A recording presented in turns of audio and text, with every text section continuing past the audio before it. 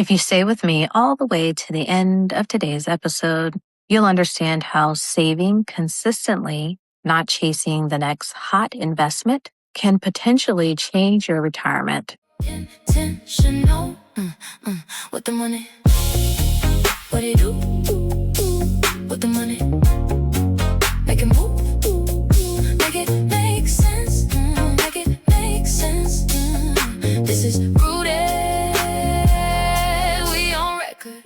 Welcome to What the Money. I'm Dr. CC Anthony, and around here, we don't just talk about money, we make it make sense. Today's article asks a fascinating question. If you invested the maximum IRA contribution every year, could you retire a millionaire? Well, let's find out. In What the Money, today's article looks at the new 2026 IRA contribution limit of $7,500 per year, or about $625 per month. Using historical returns, it estimates that someone who invests that amount from age 27 to 67 could accumulate roughly $1.38 million in an S&P 500 index fund. A more conservative 60-40 stock and bond portfolio could grow to about $882,000. The article reminds us that returns are never guaranteed, but it highlights the incredible impact of consistency, time, and compound growth. It also introduces the 4% rule, a guideline retirees sometimes use to estimate sustainable retirement withdrawals. Let me put this on record. One of the saddest conversations I have had with clients is hearing, "I wish someone had taught me this when I was younger." People often think retirement planning starts in your 50s. In reality, retirement planning starts with your first paycheck. I've worked with people who have earned six figures but saved very little, and others with modest incomes who have built meaningful wealth simply because they started early and stayed consistent. Wealth isn't always about income. It's often about habits. Recently, I met with a couple who are standing right at the edge of retirement. By most people's standards, they've had an incredible life. Early in their careers, they worked in an industry where they earned a great living and rubbed shoulders with well-known people. Later, they invested those earnings into buying a successful business and spent the second half of their careers building it. From the outside, they looked like they had it all. A beautiful home, nice vehicles, a successful business, children, a lifetime of memories. Check, check, check. But as we started building their financial strategy, a different picture began to emerge. The business had slowed because of the economy. Their monthly expenses were still high. They didn't have long-term care insurance. They didn't have enough life insurance. Their retirement income strategy wasn't complete. And although one of their children wanted to continue the business, there wasn't a succession plan in place to make that transition successful. Then came something I hear more often than you might imagine: regret. Not because they hadn't worked hard, not because they made terrible decisions, but because they waited too long to create a comprehensive financial plan. You see, investing isn't a get-rich-quick scheme. There are no guarantees, but there is one variable that has helped more investors than almost anything else, and that is time. Time allows your investments to grow. Time allows you to adjust your strategy. Time allows you to recover from market downturns. Time gives you options. When you begin planning early, your financial strategy can unfold thoughtfully over decades. But when you wait until retirement is staring you in the face, sometimes the strategy becomes triage. Instead of asking, "How do we maximize opportunities?" you're asking, "What do we have to sell? Can we downsize? Will our home sell? What happens if the business doesn't? How do we create retirement income now?" Suddenly the conversation shifts from building wealth to preserving what's left. For this couple, our strategy became clear: reduce expenses, use home equity wisely, evaluate long-term care protection, create reliable retirement income, review life insurance, position assets more tax efficiently, strengthen the succession plan. None of those are bad conversations. In fact, they're important conversations. but they're conversations that become much easier when they're happening 10 or 20 years before retirement, not 10 or 20 months. That's one of the biggest reasons I wanted to start this podcast, because financial planning isn't just about numbers. It's about creating options. It's about reducing fear. It's about replacing urgency with intentionality. And the earlier you begin, the more choices you give your future self. Let's take a quick break. You know what's wild? Some families work their whole lives to build wealth, only to lose it because nobody handled the paperwork. My grandparents lost a home they'd had for more than 50 years after Katrina because the property was never properly deeded when it passed down from generation to generation. On the other side of my family, my grandmother owned land, but when she passed, it didn't go to the right hands. One irresponsible decision later, our family legacy was sold to the lowest bidder. That's why I'm passionate about estate planning. Through my practice, eligible clients receive complimentary wills and trust planning resources designed to help protect what they're building for the next generation. We're talking about protecting your home, passing down wealth intentionally, avoiding family confusion and probate headaches, creating guardianship instructions, building legacy instead of chaos. And yes, virtual notary services are available for an additional fee when needed. The links to connect are right there in the episode notes and show notes. Browse around, peruse the site, and schedule a quick 15-minute power sesh so we can see if we're the right fit to build something meaningful together. Because protecting your legacy should feel personal and not transactional. Let's protect the roots while you grow the tree. Now back to the show. To make it make sense, let's slow this all the way down. The article talks about contributing the maximum amount to an IRA every year. So let's start there. What is an IRA? IRA stands for Individual Retirement Account. Think of it as a special bucket the government created to encourage people to save for retirement. The bucket doesn't determine how your money grows. The investments you put inside the bucket do. There are two common types of IRAs. A traditional IRA may provide you pre-tax deduction. The money grows tax deferred, meaning you generally don't pay taxes while it's growing. Instead, you pay taxes when you begin taking withdrawals during retirement.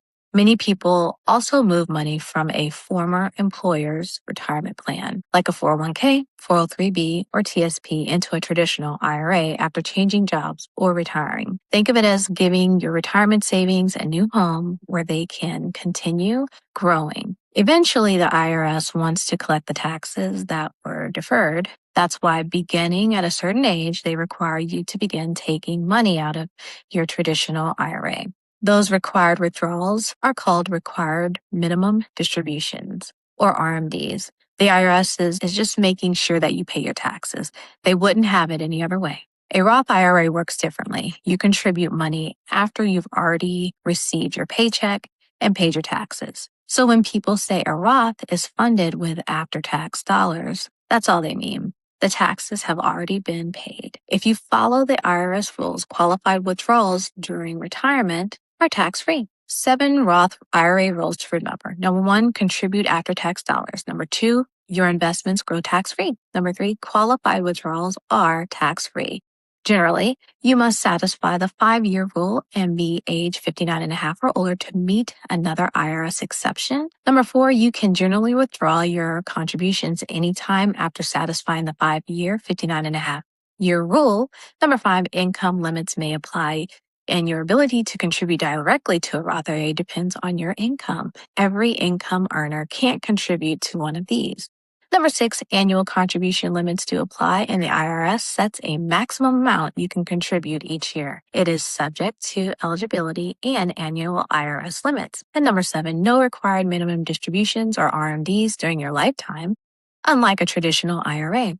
A Roth IRA generally does not require you to take withdrawals during your retirement, allowing your investments to continue growing tax-free. The article at the center of today's episode assumes you're investing inside a Roth IRA. Now let's talk about compound growth. Imagine planting an oak tree. The first few years, it doesn't look very impressive. You water it, you protect it, you wait. Then one day it starts growing branches. Those branches grow branches. Those branches grow even more branches. Eventually, the tree provides shade that wasn't there when you planted the seed. Investing works the same way. Your money earns money, then the money your money earns more money, and you start earning a lot of money. That's called compound interest. Here's another way to think about it. Imagine rolling a snowball down a hill. Let's say you invest $1,000. By the end of that first year, your investment has grown to $1,020. That's great. But here's where the magic begins. The next year, it isn't just your original $1,000 working anymore. Now your 1,020 is working for you. And by the end of the second year, your investment has grown to about $1,060. The following year, around 1,120. Then it keeps growing. Notice something? In this example, you didn't add another dollar. Your money started making money. And then the money it made started making more money. That's compound growth. In the beginning, the snowball looks small, but as it keeps rolling, it gathers more snow. It gets bigger, which allows it to gather even more snow. That's why time is one of the greatest assets an investor has. Compound growth doesn't just reward investing, it rewards time. Now let's talk about where the article invested the money. It compares two different portfolios. The first invested everything into an S&P 500 index fund. So what is that? The S&P 500 is an index that tracks approximately 500 of the largest publicly traded companies in the United States. Companies like Apple, Microsoft, Amazon, Nvidia, Costco, Johnson & Johnson, and hundreds more. When you invest in an S&P 500 index fund, you're not buying one company, you're buying a tiny ownership interest in hundreds of companies all at one time. Think back to episode 5. Instead of buying one player, you're buying the whole team. Historically, the S&P 500 has produced strong long-term growth, but there's a trade-off. The ride can be bumpy. Some years the market is up.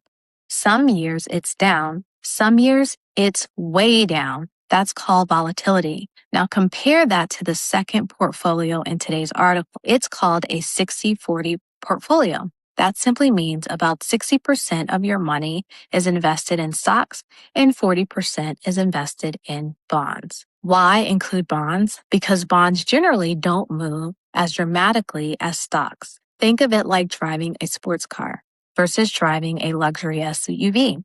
The sports car might get you there faster, but you feel every bump in the road. The luxury SUV may not be exciting, but the ride is usually smoother. Neither vehicle is better. It depends on who's driving, where they're going, and how comfortable they are with the risk. That's exactly how portfolios work. Now let's clear up two words you hear all the time: return and yield.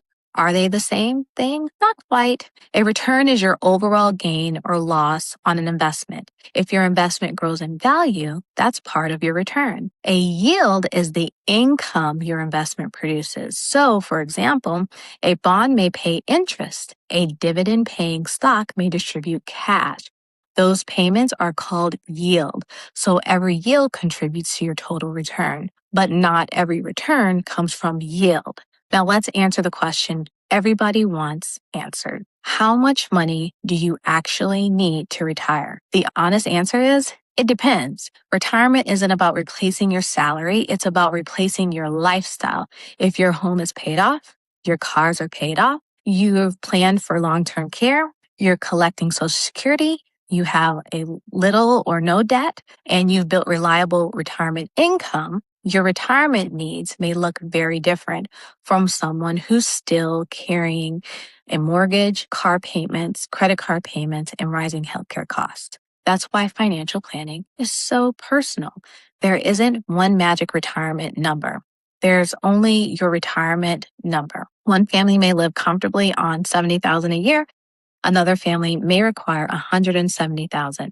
The goal isn't simply to become a millionaire. The goal is to create enough dependable income to support the life you want to live. Finally, the article mentions something called the 4% rule. This is one of the best known retirement planning guidelines. It suggests that during your first year of retirement, you may withdraw approximately 4% of your retirement portfolio, then adjust that amount each year for inflation. It's important to remember the 4% rule isn't a promise. It isn't a guarantee. It's simply a planning guideline. Your withdrawal strategy always should be based on your goals, your health, your tax situation, your investments, and your overall retirement income plan. Because retirement planning isn't really about reaching magic numbers. It's about creating a paycheck that lasts as long as you do. And that's What the Money. You can find the article at the center of today's episode on the feed of my website. This podcast was created for the people who were never taught, but always capable, for the ones figuring it out in real time, for the ones building something out of nothing. This is where confusion gets replaced with clarity, where money stops feeling intimidating and starts feeling intentional. I'm Dr. Cece Anthony, and this is What the Money. Thanks for listening to today's episode of What the Money. I hope today helped you grow your financial knowledge, remove some of the fear around money, and feel more confident about building wealth and investing. If you enjoyed today's episode, make sure you like, follow, comment, share, and subscribe. If you have a money question you'd like answered in a future episode, send it in. Stay rooted, grow intentionally. Yeah, yeah.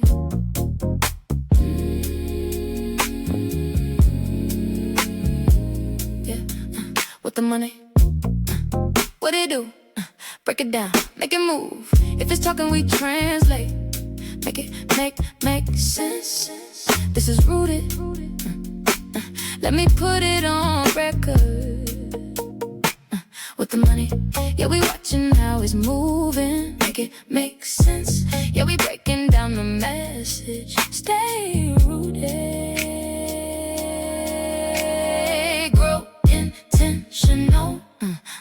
With the money, what do you do? With the money, make it move. Make it make sense. Make it make sense. This is rooted. We on record. Nothing moves alone. Yeah, it's all connected. Check the pattern, then respect it. What you plan here shows up later. Small steps now turn into acres. With the money, yeah, we watching how it's moving. Make it make sense. Yeah, we breaking down the message. Stay rooted. Grow intentional. With the money, what do you do? With the money, make it move. Make it make sense. Make it make sense. This is rooted. We on record. Nothing moves alone. We feel the truth. Every choice got roots and proof. Stay rooted. Grow intentional. What the money? What it do? What the money? Make it move. Make it make sense. Make it make sense. This is rooted. We on record.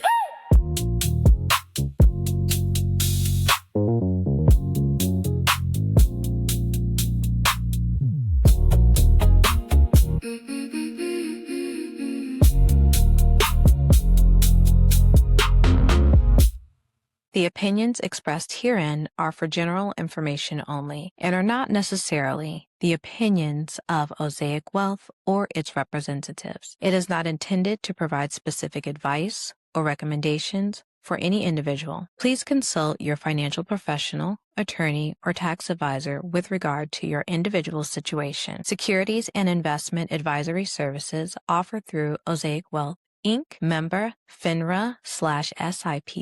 Osaic Wealth is separately owned, and other entities and/or marketing names, products, or services referenced here are independent of Osaic Wealth. Osaic Wealth does not provide tax or legal advice.